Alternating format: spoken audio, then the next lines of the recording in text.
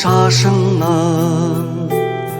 Алдында ана бас ұрдым, бөпеңнің тербеп бесігін, әкемнің даңқын асырдым.